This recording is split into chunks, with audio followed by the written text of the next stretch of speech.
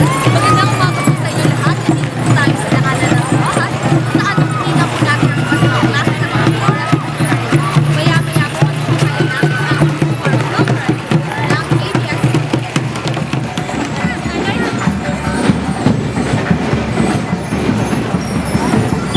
Tinagsa ng napakaraming tao ang Pabulak Kadayawan, kung saan ipinarada ang iba't ibang klase ng floral float.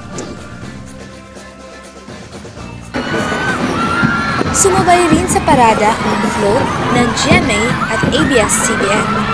Ito ay isa sa mga inabangan ng masa dahil sa pagdagsa ng maraming artista.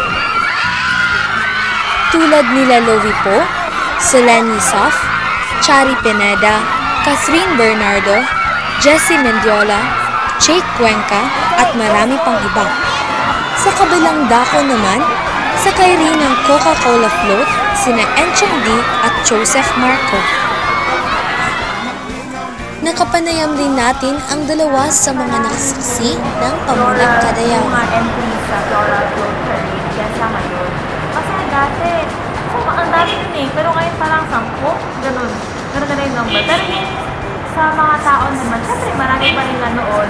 Kasi maraming artista eh. Pero yung sa entries na talaga, mali, konti na. Aside sa naging maganda at saka naging masaya ang experience sa Kadayawan, naging ligtas din ito. Tsaka nakita ko rin po yung idol ko na si Lovi Po at saka na-experience ko din po yung mga floral floats ng iba't ibang corporation dito sa Davao.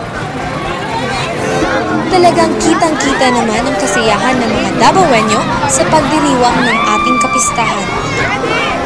Muli, ito po si Cyrene Alforque, nagbabalita.